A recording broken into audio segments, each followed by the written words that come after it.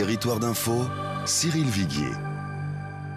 Bonjour et bienvenue dans la matinale d'info de Public Sénat et de Sud Radio avec la participation de la presse quotidienne régionale. Aujourd'hui, notre invité en ce vendredi, c'est Chantal Joanneau. Bonjour. Bonjour. Merci d'être avec nous. Vous êtes sénatrice UDI de Paris et conseillère régionale d'Île-de-France. Chantal Joanneau, 6 Français sur 10 opposés au projet de loi sur la réforme du Code du travail. Est-ce que vous êtes dans ces 6 sur 10 ?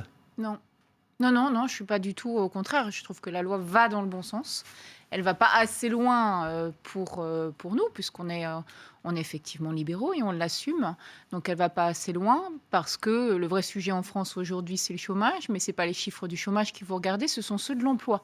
Et ce qui va très mal en France aujourd'hui, ce sont les entreprises. Donc tout ce qui peut contribuer à la création de l'emploi est positif. Alors justement, Chantal Joanneau, quand vous dites il faut aller plus loin, si on reprend un petit peu les principaux points de ce texte.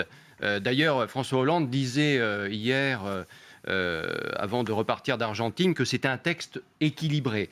On s'aperçoit donc que les 35 heures sont quand même écornées, qu'on pourra travailler jusqu'à 60 heures par semaine dans certains cas, les heures supplémentaires moins payées, des indemnités prud'homales plafonné, et vous dites, il faut aller encore plus loin. Ça veut dire quoi ? Ça veut dire que... C'est intéressant de voir ça comment... Ça veut dire quand même que le texte tel qu'il est présenté aujourd'hui, vous dites, oui, je le voterai, mais ça déjà, c'est juste un petit ravalement de façade. C'est quand même intéressant de voir comment vous-même, vous détournez le fond de la loi dans votre présentation. Oui. Les 60 heures, ça avait été évoqué au départ. Ça n'est pas dans le texte de loi. Ça n'est pas dans le texte de loi. On aille plus loin sur la question de la remise en question des 35 heures. Vous savez que j'ai toujours été opposée, que nous, on est favorable... Donc il faut les supprimer. Nous, on a toujours été favorable à la suppression des 35 heures. Principalement, d'ailleurs, là, on parle des entreprises, mais dans le public aussi. Ça, c'est le vrai sujet. Et vous avez 100% raison. Il met la droite et le centre face à ses responsabilités. Soit on croit en ce qu'on dit et dans les orientations politiques qu'on propose, et dans ce cas-là, on contribue au texte et on le soutient et on contribue au texte en allant peut-être plus loin, effectivement. Soit on fait de la politique et on s'oppose parce que c'est le texte du gouvernement. Moi, c'est pas ma position. C'est vraiment pas du tout ma position. On aurait dû proposer ça.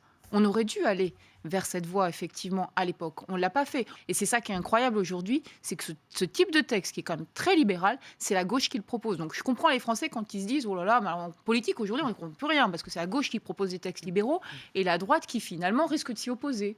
Le vrai débat qui est très intéressant entre Valls et Aubry, c'est que Valls s'était toujours opposée aux 35 heures et que c'est quand même elle qui a porté les 35 heures. C'est pour ça que quand elle parle de modernité, quand on voit les conséquences que ça a eu concrètement sur la situation économique du pays et donc la situation sociale, puisque c'est quand même ce qui contribue au chômage de masse, la modernité de Martine Aubry, elle est quand même toute relative.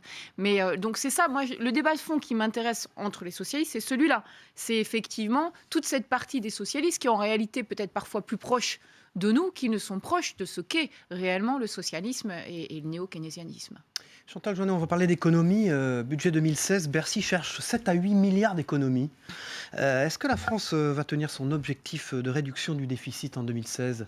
Est-ce que c'est un problème ? La Commission européenne a d'ores et déjà dit qu'elle doutait fortement qu'on soit en capacité de tenir les objectifs et qu'on serait à un déficit plutôt proche de 3,7 que de 3,5. Donc manifestement, non, ça va être compliqué.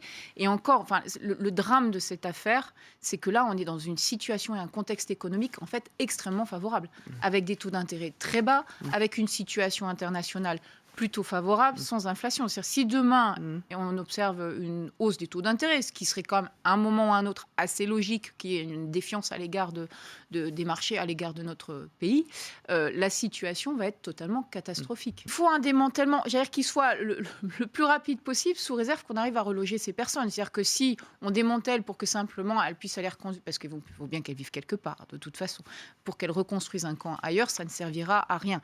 Donc toute la question centrale, c'est effectivement où est-ce qu'on les reloge.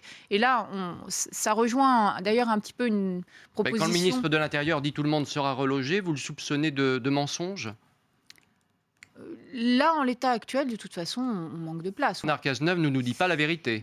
On a eu plusieurs expériences sur le camp de Calais où des personnes, ou même notamment des mineurs, ont été relogés à 60 voire 80 km. Ils sont revenus à pied parce qu'ils espèrent toujours passer.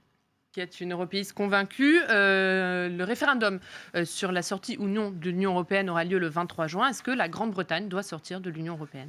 Mais moi, qu'ils sortent. Franchement, qu'ils sortent. Qu'ils sortent. Ah bah écoutez, vu le mal qu'ils ont fait à l'Union européenne, à sa remise en question, on ne peut pas avoir à chaque fois les avantages sans contribuer au collectif et à la solidarité européenne. Les agriculteurs sont en crise. Certains disent d'ailleurs il ne faut pas y aller cette année à ce salon de l'agriculture. Est-ce que vous les comprenez? Est-ce qu'ils ont raison? Il ne faut pas y aller.